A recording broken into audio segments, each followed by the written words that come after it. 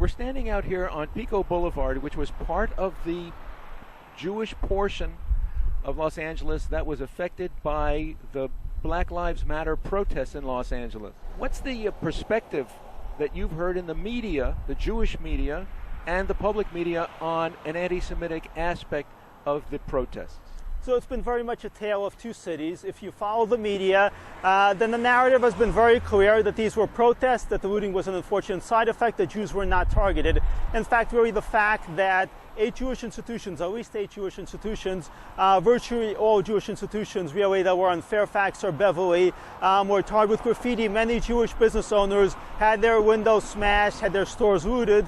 Much of that was really not even been covered by the media, including the local Jewish media, the national Jewish media, and of course the mainstream media.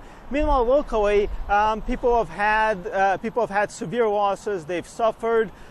They've felt intimidated. This was also a community of Holocaust survivors who have had to deal with the fact that you've had thugs smashing and vandalizing, and you've had worshipers. This happened on Shavuot, it happened on Shabbat. People came back to the shows after all this, and they saw graffiti scrawled on them. It was hateful, it was disgusting, and it was traumatizing, yet this pain is not being discussed at all.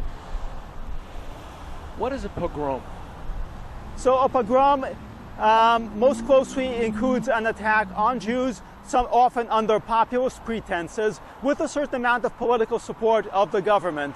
Now, there was a Chabad rabbi who actually called it out for what it is. He said it's Kristallnacht, it's a pogrom.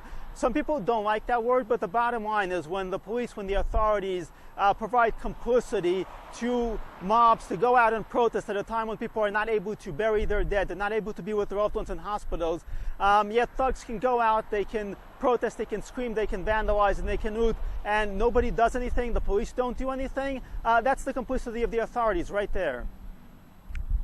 What do you feel the protesters did that qualify it as a pogrom?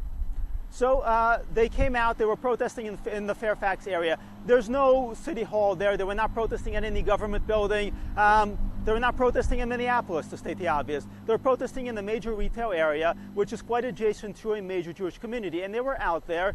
We have this on video. They were out there. You had the lead organizer of the protest screaming, F this, F Fairfax, F this. You had her daughter out there saying that we don't care if stores get looted, if businesses get burned, we don't care about this. This was effectively inciting a riot, and a riot happened. The consequences of that included massive amounts of looting, store windows smashed, graffiti on everything. You mentioned her daughter. Who is the leader of Black Lives Matter Los Angeles? So I should mention this is really not being covered. Melina Abdullah who's one of the co-founders. What's her name? Melina Abdullah. Abdullah? Abdullah was one of the co-founders of Black Lives Matter LA. Now, Black Lives Matter chapters and locations often are not transparent. People have trouble making it out. But she acts as the lead organizer. She was the co-founder. She's a supporter of Farrakhan and the Nation of Islam. This is a violently anti-Semitic group. And even before all these protests, she'd been partnering with the Nation of Islam on Black Xmas protests, which were a protest against capitalism in the retail sector on behalf of this kind of black nationalist agenda. So as a result, there was this infrastructure in place. This is a woman who has a history of anti-Semitism, has a history of partnering with an anti-Semitic group who basically incited a riot that led to massive attacks on Jewish organizations, Jewish schools, synagogues, and Jewish businesses. And people on the scene have described hearing effing Jews. They've described hearing slurs directed specifically at Jews. And this is unfortunately being ignored. What are the objectionable anti-Semitic aspects of the Nation of Islam that you feel is intersectional with the Black Lives Matter movement? So most people by now are familiar with Louis Farrakhan. They're familiar with the statements calling Jews termites, describing Jews as satanic.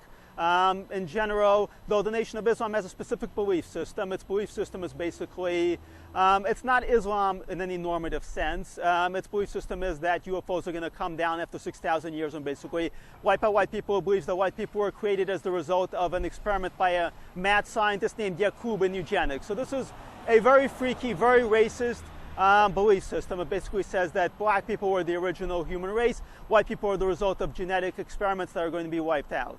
And Jews, of course, are the ultimate evil white people. So when they scrawled on the synagogue, a free Palestine, and F Israel. We shouldn't forget that. And F Israel. Or was it F Jews? Israel. It was Congregation Beth Israel, so they went to a synagogue that had Israel in its name, and they scrawled that on it. So is that purely about Israel and separate from their philosophy towards Jewish Americans?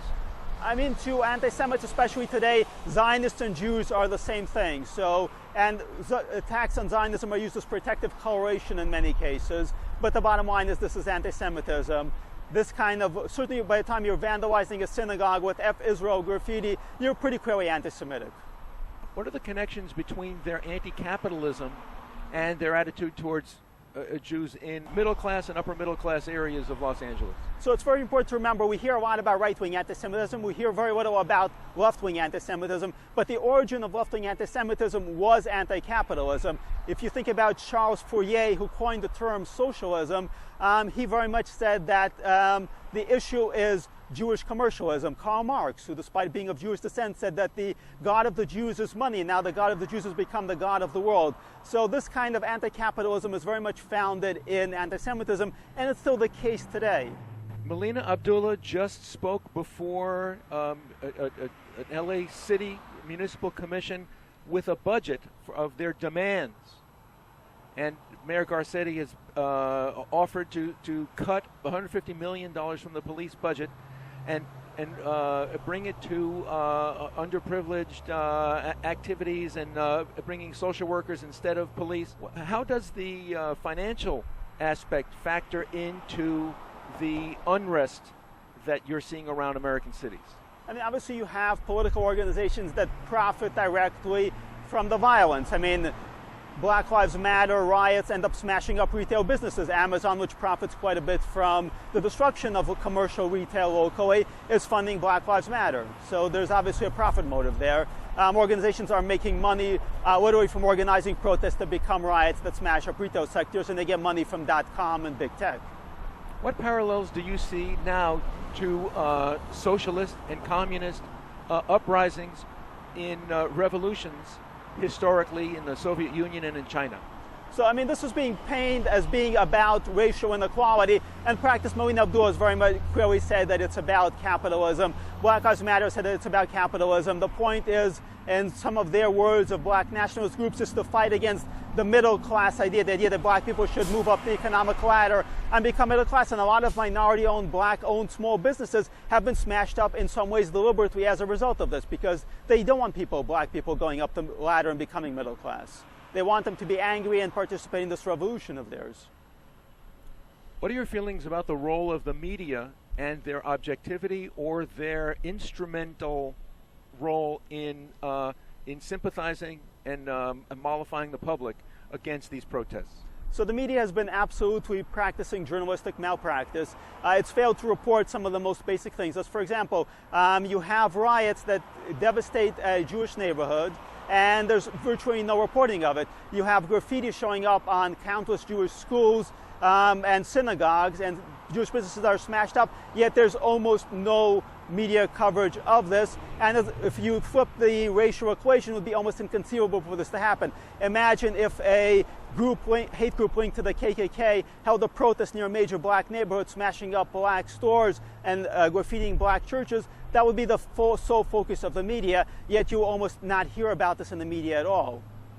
Do you feel that the media is abdicating their responsibility for objectivity?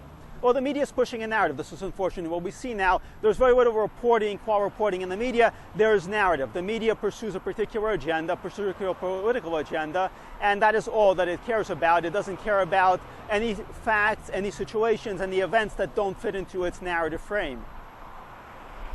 Do you feel that they're enabling and facilitating empathy, bringing more people to the protests? I mean, they've been very clear about this. You can look at LA Times and other media papers that will actually have, these are the protests that are happening in your area. They want people going to these protests.